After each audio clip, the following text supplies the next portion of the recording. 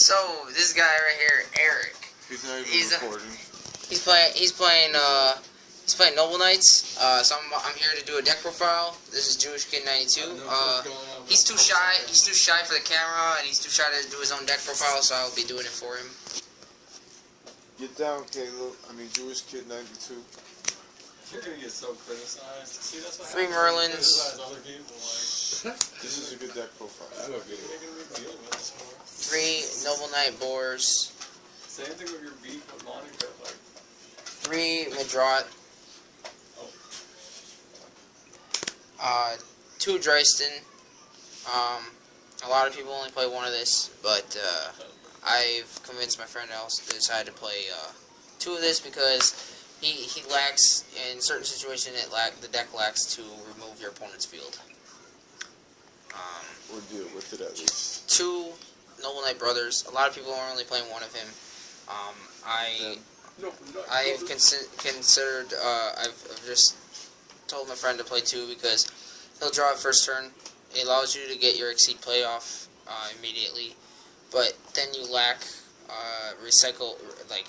recovery with the deck, and you just need. And I feel like the last effect of this, to be able to return and then draw, to return 3 of any card that is a Noble Arms or a Noble Knight back to the deck, and then draw 1 is just very significant to the game right now. Then you play the 1 Guevenier, and then 1 Bedouin. They're just there just for support for the deck. They're not really there for explosive plays, although Bedouin, you can still make explosive plays with him in certain situations. That's it for the monsters. Then we play 1 Soul Charge. There are multiple times where this deck just has so many monsters in graveyard. Then you can open this up, and you can top deck this or have it in hand, and then just spam field with all your Noble Knights. Exceed. Your rank 4 Exceeds will get you 3 equip spells back right away, and then you just next turn you OTK your opponent because most likely they can't get around the field that you currently have at that time. Then play 1 Last Chapter. We had this at 2 before, but found out it just got really cloggy. The 1 is fine. It doesn't advance your game state. It doesn't really have too much recovery as the other cards in this deck that we've chose. Then 2 Chalice for the Satellar matchup to stop the Trivers, to stop the Satellar Knight Diamond, and even the Shaddoll matchup just to activate during damage step. And you play 1 Caliburn. Gotta play 1 of that at least. You gotta play this one. I personally think this is one of the worst Noble Arms spell cards. That is one of the few that's worse. That's the bad ones. But you gotta play him because he pops set cards. Then you play 2 Excalibur, which is very, very good for the meta because a lot of things target these days. So I feel like Excalibur is very useful. You have to play at least 2 of it.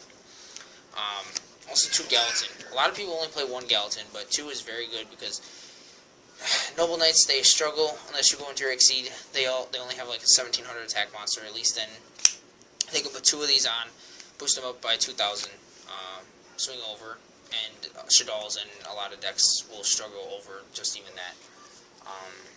Then you play the 2 Destiny.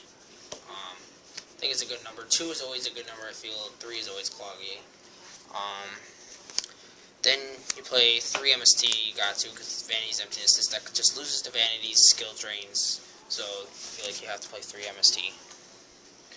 Obviously, 3 Rhoda is given. 2 Pot of Duality.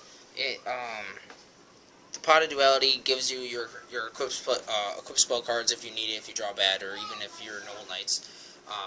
Just gets you to the cards you just want to have. And then I feel like because this deck has a lot of field presence, that the field presence is very strong on the field. I feel Safe Zone is also another great card, and the fact that if you have Safe Zone attached to one of your Exceeds, or even a monster that has Destiny on it, it can't die if your opponent spaces this. If your opponent gets rid of this and you have Destiny on that monster, they can't. Your Destiny will save you from this effect. So I feel like Safe Zone is really good. Then you play the 1 Compulse. And to surprise everything else, one Solemn Scolding. A lot of people don't like this card because you have to pay 3,000 life, but it's literally a Solemn Judgment and Warning in one card. That when you have your field presence, and you just set this, since practically this entire deck has face-up cards, this could be your only set, and your opponent tries to make a huge push play to get over your stuff, and you Solemn Scolding them. You, I've played against my friend, and 90% of the time that he's gotten this off, he's won the game, because your opponent cannot make any more plays afterwards. Maybe they can another. So now that is the main deck. We're going to go to the extra deck. We play one Cowboy, then there's one Dweller, then one Gandiva. A lot of people wonder about why play this. Cliff Forts lose to this card. They try to Pendulum Summon. They all become level 4s, so this card, the Gandiva, can destroy them all. Then you play two Castel. Because Castel is always a great rank 4 Exceed to play. And to reshuffle everything back to your opponent's deck is just really good right now. So play two of Castel always. 1/101. Exciton. Emerald to recycle more stuff if you need it. The one Knight. The one Excalibur for, like, now that Skybase is going to be played in Cliff Forts, this deck is going to need more cards that can run over things. Then the Volcasaurus, because sometimes going into him is really, really good. To just do a little damage to your opponent, effect damage, and win the game.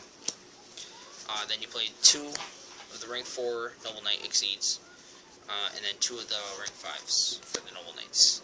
And that's it for the extra deck. For the side deck, this is a little rough draft for the side deck. We're still working on it, because now Infernoids and other things exist for the meta. One Raigeki, Snatch Steal for your rogue matchups.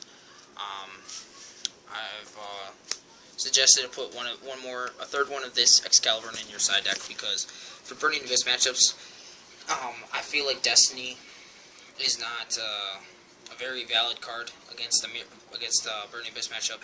So you could take out one Destiny to put in a third Excalibur, because they target all the time.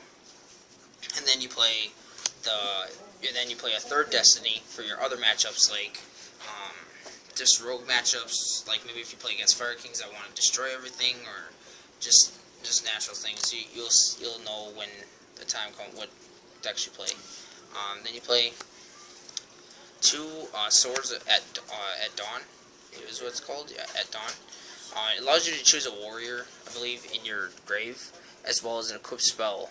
And no, my bad. It's you target an equipped spell card in your graveyard, and you equip it to an appropriate target that you control. And it's a quick play, so you can do this on your opponent's turn. They try to use a card on you, Raigeki, and then you chain. You go, I'm gonna get Destiny. Then they wasted a card. And then 3 Mind Crush.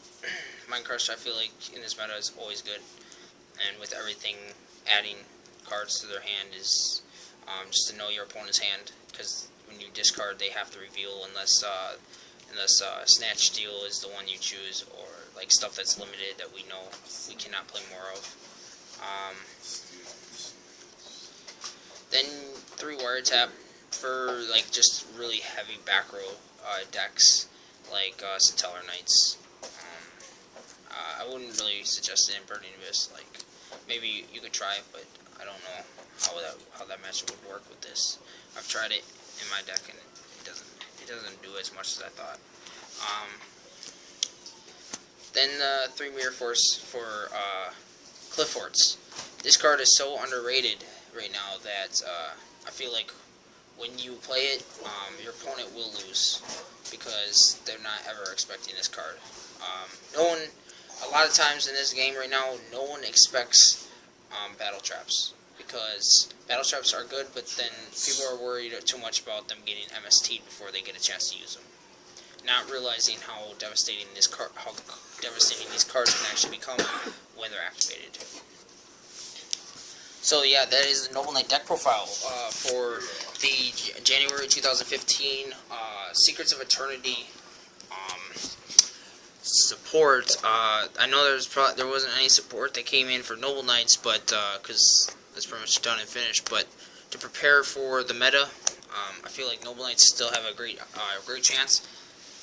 So thank you for watching. Jewish Kid out.